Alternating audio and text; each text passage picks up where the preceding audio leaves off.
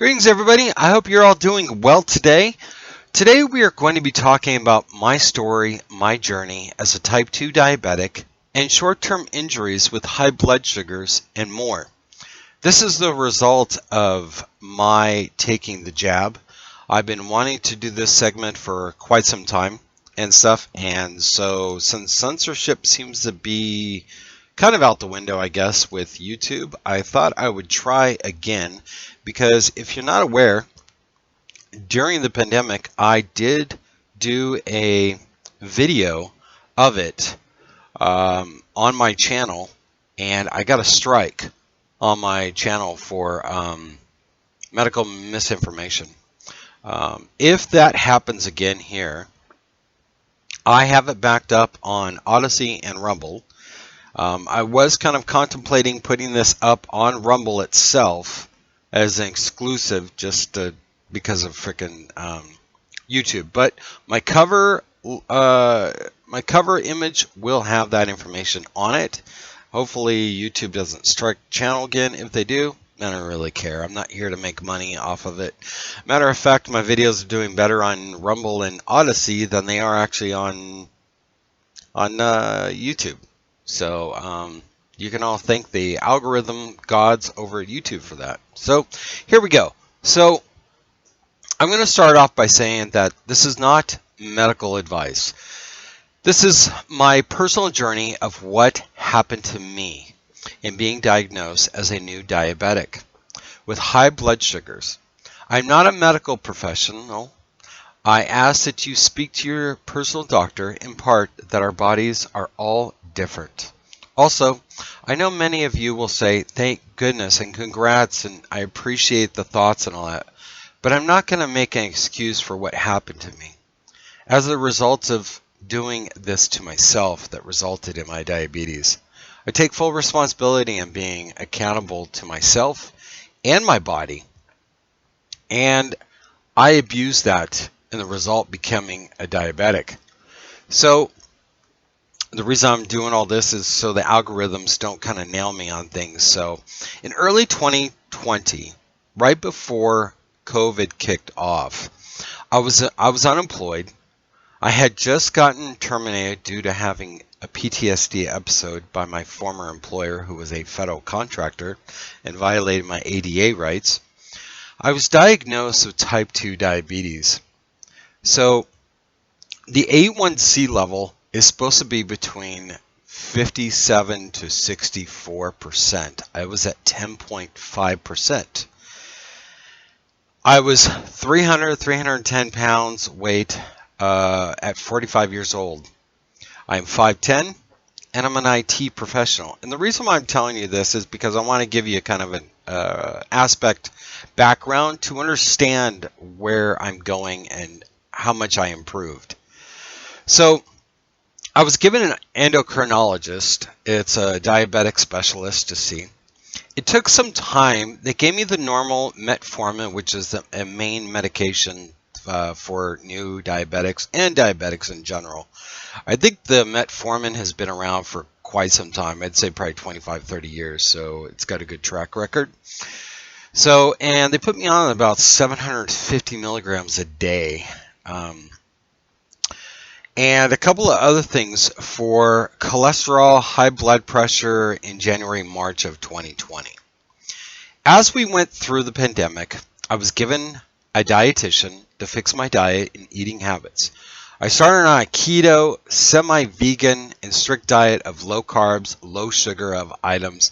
And in the process of during the shutdowns, I couldn't go to the gyms. None of us could go to the gyms. So I walked around my neighborhood and all that stuff. And so I walked around my neighborhood and stuff like that. I did about probably 2-3 miles a day and all that. I lost almost 110 pounds and all that. So, and within that year, I got re-picked up by the new contract from my old job that let me go for violating my rights under the ADA, including I had gotten another job just to fill the gap, but I had to keep things going. And in returning to my contracting job, the mandate to being a federal contractor came down to force me to get the jab. While getting my diabetes under control, I got an exemption for a year. Coming up to the end of the exemption in late 2021, I had gotten my diabetes under control. I was floating around 6.0. Now remember, 5.7 to 6.4 is in the middle range. Below 6.4 and 6.5, you're borderline diabetic. Still, middle of the road, as I stated. The beginning of November, my exemption was coming due. I couldn't get another one, and they wouldn't give it to me. I was afraid to take the jab, not only because of my diabetes, but because of what we had seen and heard throughout the pandemic. When I went in to take it, I was scared, to be honest.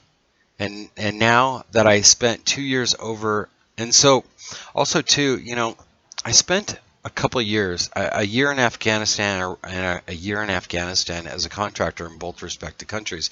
And the reason I'm bringing this up is I took all the shots that the military has to take. The only thing I did not take was the anthrax, because it was a kind of a new vaccination, I guess you want to say, or a prevention of something, but there was no biological and chemical weapons in theater of both those at the time that we actually went. So, or at least I went.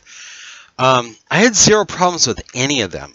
I had a little issue with the malaria dose, but they warned me about it. I think is you take it a few days before you leave, and then you take the rest of it on the other side.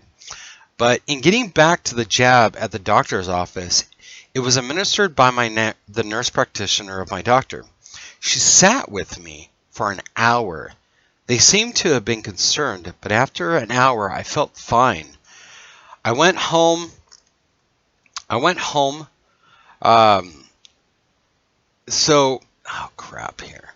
So I went home, normal afternoon, went to bed, woke up the next morning, getting ready for work at 5 a.m. I took my blood sugar, and this is where it all started.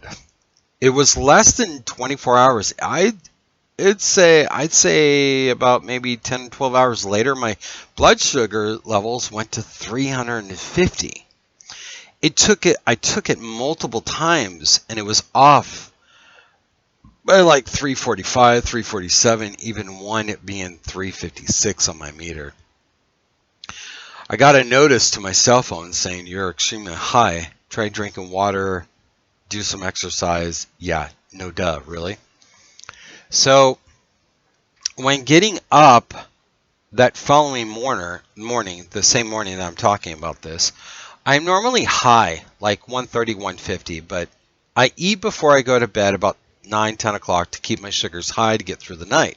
So, and my doctors are okay with it being a little high in the morning and stuff like that. Not a big deal. But in the afternoon, it is normally around 70, 80, 90, 200, which is normal. And my nighttime after dinner was or even around 110, 130. Now, these are sugar levels with the meter that I have to check maybe 3 to 4 times a day. Every time before I eat and after I eat, stuff like that. What was weird was hours later after taking the jab, my numbers were fine after dinner and normal. After arriving at work around 7 o'clock in the morning, waiting around for 9 a.m. to come, I called my doctor's office, told them I think I'm having an adverse effect to the jab. They notified my doctor, not my endocrinologist, as they couldn't get a hold of him. My primary doctor was concerned to up my meds, and upping my medications with him, stating that he hadn't seen this happen to others. Now, I'm a type 2 diabetic, not a type 1, but not that it matters. I trust my doctor. I've had him as my doctor for a very long time. I'd say maybe about a decade, so he was aware of who I am, my body, and all that stuff, and all that good stuff. But I also know that all of our biologies are different. We have side effects that others wouldn't, of course, have. I'm not even implying that other type 2s or type 1s have these issues. I had read that many diabetics had a lot of worse effects than I had experienced. And these articles and research that I found were mainly over in Europe. I couldn't find much in the US. I can't explain either or why. I can say for certain that I have always had my vaccines growing up, including taking the ones going overseas with no issues. Granted, I was younger and younger man. I only weighed probably about 175, maybe almost 200 pounds, of course. And of course, I took better care of myself. So, about 2 weeks into taking the jab, my numbers were staying around and floating around 300, 350 in the morning. Afternoon, night, and after dinner. All of a sudden, after a 2-week period, out of nowhere, they dropped and dropped hard. I dropped into the 60s and 70s, which is a dangerous level for any diabetic. So I had, it's a big no-no. And I immediately took some orange juice to get my numbers up fast because it's liquid and I can get it into my system pretty damn quick and get that sugar to get back up. It wasn't more than maybe 10, 15 minutes and my numbers came back to normal. So they were hovering about 90 or 100. So I got up, got ready to go to work.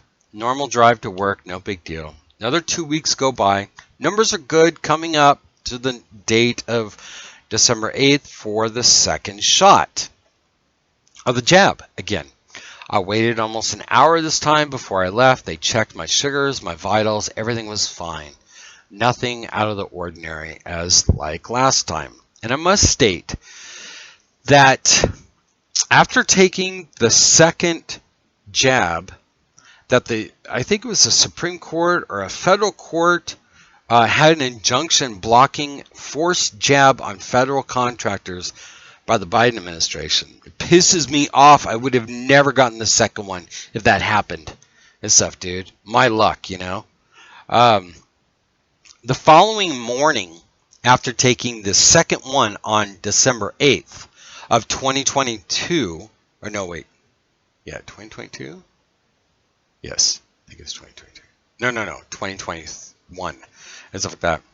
I don't know why, but I didn't think it would be ignorance on my part. I was at 350 again. I went to work. It was Monday morning. I had to get a COVID check at my building due to whom I work for. Turned out negative. I had been checked by this time at least 15 times, all negative. While coworkers were positive, getting COVID, and the building and the modified schedule was enforced. However, I was essential and I had to be on site for certain duties that couldn't be performed at work due to the nature of work I do. That morning, again, I had to contact my doctor's office. Being close to Christmas, many were out, and I asked them to contact my primary and my endo doctor. My endo is a piece of shit, and I have a new one now. So my doctor was the only one that responded and stuff. I informed him of what occurred. Again, he was rather beside himself. They put me back on the same regimen of medications. However, within a week, they gave me 3 other primary diabetic medications, including insulin, only about 10 units a night. At the 2-week mark, nothing came down. I was still sitting at 350 in the morning, lunch, after dinner. I was fatigued, I was exhausted, I was tired, but it wasn't COVID. It was the medications which they did to you. The side effects. Walking, I was ordered at work not to go walking without someone or have somebody walk with me. I tried to keep to my schedule as much as I could and keep my target on weight loss. At times at work, I and a few others were in the building that normally had about 150 personnel at any given time, down to at least 5 or 10. We passed the 2-week mark from the first one. Nothing was bringing down my numbers. The doctors didn't know what to do.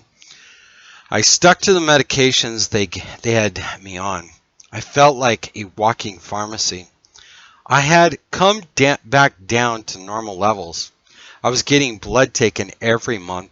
I was around 15.5% on my A1C level, way above the dangerous level. You could see in my blood work, every every month it was coming down. Even every 3 months it would drop big time. And by the time August, September of 2022, I was at 6.5. So it didn't subside until August, September of 2022. My numbers came way down again. And when they did, they almost crashed me to dangerous levels. But because I'm so adamant about watching, because of everything that was going on, I was able to catch myself and stuff. And the other thing too is that I didn't have a lot of side effects to, I mean, I did, but I didn't realize it. You know what I'm saying? Stuff like that, if that kind of makes sense, you know? Um, but, and then, so like, my numbers came way down again, as I stated. However, during the almost 9 months, as a result of my blood sugars being so high, my blood thickened. As a result, it put pressure on my heart to pump harder. I had to stop working out as a result. By my doctor was concerned that he was so concerned my doctor almost admitted me to the hospital. I had to come in weekly and get checked out. But they tried, they truly did, and I don't blame my doctor. He did what he could. And I think our doctors and stuff were left out of the loop or left ignorant on purpose and stuff. And that on itself is an ethical violation in my opinion. I know I'm being nice about it, you know what I'm saying? So I went in weekly for checks and all that. But around the August, September, I mentioned that I had a lot of pain around my heart region. At times it was hard to breathe. I was having anxiety. My heart felt like it was like going to burst out of my chest. They sent me to a cardiologist within the month, and I was in to see the cardiologist. I did the echoes, being hooked up to everything. I did a treadmill running, having been injected with radiation isotopes to make my heart glow so they could see things, including an MRI. I couldn't go to work for a week due to the isotopes because where I work could set off radiation detection devices. Just insane too. However, my leadership gave me documentation to come back to work, but they really didn't want me to come back to work anyways. They wanted to give me the week to see how things were going and stuff like that, so I could work from home and my counterpart could stay in the office. However, so like I said, my leadership said, you know, if I needed to come to work and if they gave me a hard time, that I would have to call them and they would take care of it. But that week passed and I got my results. Thank goodness everything was okay. No damage to the heart. All that went well through, and I was it was rather up and down. I said that in terms because of being really tiring and exhausted and having to go through it all. I will say that while I had a decision to make about my job versus my health, I am ashamed of myself for doing it. Do I regret it? I do, for everything I went through. But I am good. My numbers are down. I'm floating where they are supposed to be. I'm still borderline diabetic on my A1C, but I'm no longer insulin dependent. Many of the medications they had me on, I'm off of them now.